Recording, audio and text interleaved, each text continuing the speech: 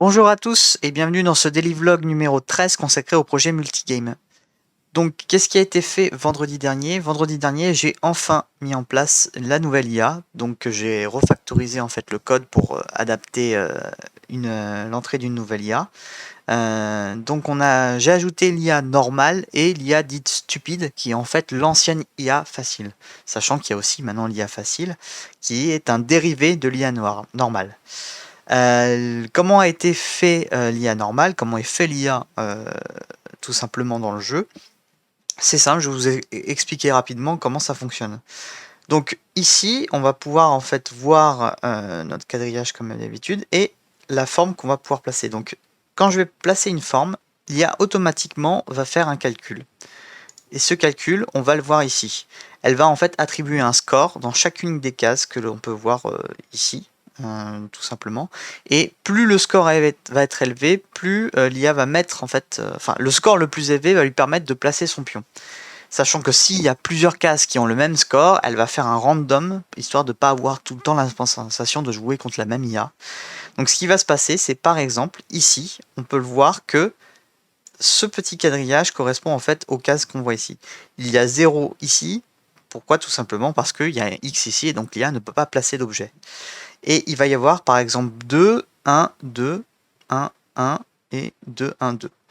Pourquoi il y a ce score là? Donc qu'est-ce qui va se passer? Tout simplement, ici, quand elle va faire, elle va gagner des points, elle va gagner des points pour le nombre de lignes qu'elle peut potentiellement faire.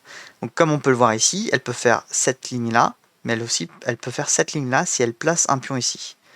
Donc ça lui fait un score de 2. Ici, il n'y a que 1, tout simplement parce qu'elle peut effectivement faire une ligne là, mais ici, elle gêne tout simplement la forme une forme de l'ennemi.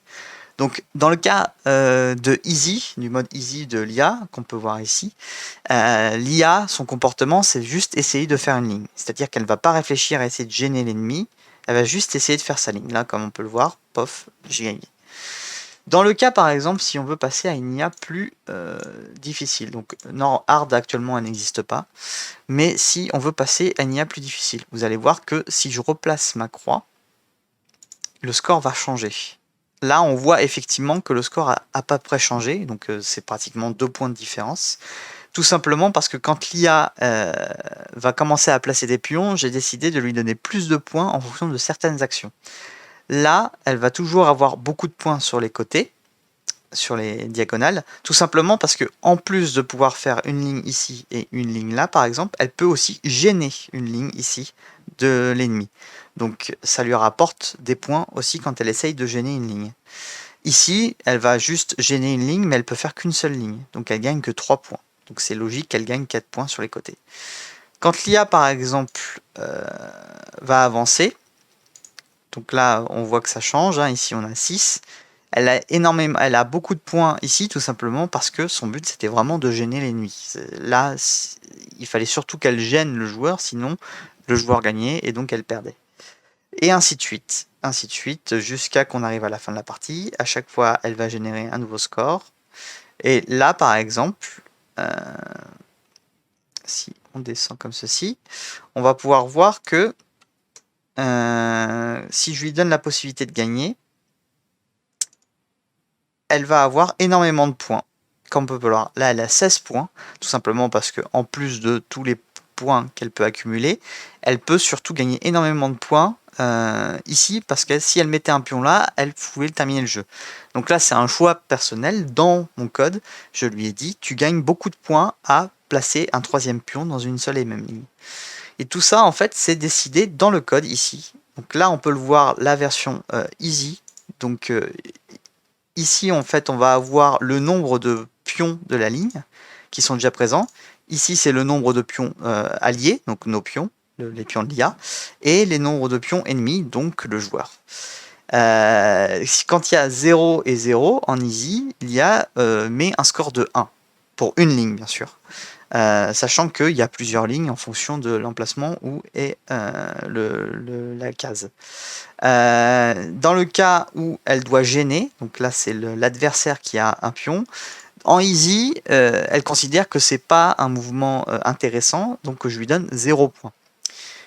Et par exemple, là, on continue. Si elle a un point, si elle a déjà un pion, elle va avoir un score de 2 parce que c'est très intéressant de continuer une ligne, enfin de la terminer. Et ainsi de suite, jusqu'à s'il y a 2 points, 2 pions, bah là, on lui met un plus 9 en lui disant, bah voilà, tu gagnes énormément de points parce que ça vaut le coup de terminer la partie et de gagner. Dans le compute normal, elle va commencer à gagner des points aussi dès l'instant qu'elle va gêner l'ennemi. Donc là, par exemple, si le joueur adverse ici met un point, elle gagne quand même 2 points de score.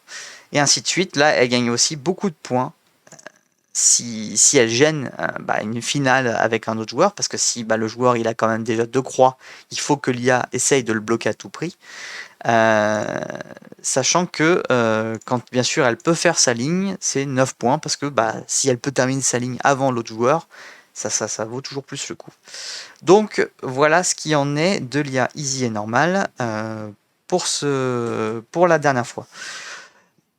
Pour aujourd'hui, le travail d'aujourd'hui, ça va être enfin de mettre en place le multijoueur. Donc le multijoueur, quand je parle de multijoueur, c'est du local, c'est la personne prend son téléphone, elle a l'application du jeu dessus, elle fait son coup, elle passe le téléphone à son ami, et son ami joue son coup, et ainsi de suite, on se repasse le téléphone. C'est pratiquement comme l'IA, sauf que cette fois, il faut juste faire en sorte que ça soit l'autre joueur qui clique, et non pas l'IA qui décide de quel endroit elle place son pion. Donc dans le cas présent, il faut juste repenser un peu l'architecture du projet pour que ça puisse fonctionner correctement sans une IA.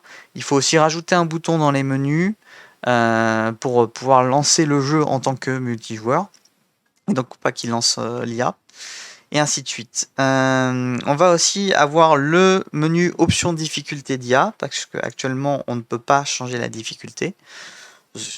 C'est tout simplement parce que j'avais pas encore fait d'autres difficultés. Là, il serait temps de mettre en place ce fameux bouton. Et enfin, dès l'instant que j'aurai fait ces deux choses-là, j'aimerais pouvoir poster un nouveau build sur Itch.io pour que vous puissiez bénéficier des dernières avancées, notamment l'IA, qui serait quand même plus intéressant parce qu'actuellement c'était compliqué de perdre contre l'IA. C'était plus difficile de perdre contre l'IA auparavant que de gagner, donc il y avait un réel souci. Les retards potentiels, comme d'habitude, c'est le fait de repenser une architecture pour le mode multijoueur, ça va me prendre un peu de temps. Même si j'avais fait les choses plutôt de manière générique, donc juste remplacer l'IA par autre chose, ça devrait le faire et ça devrait pas être compliqué.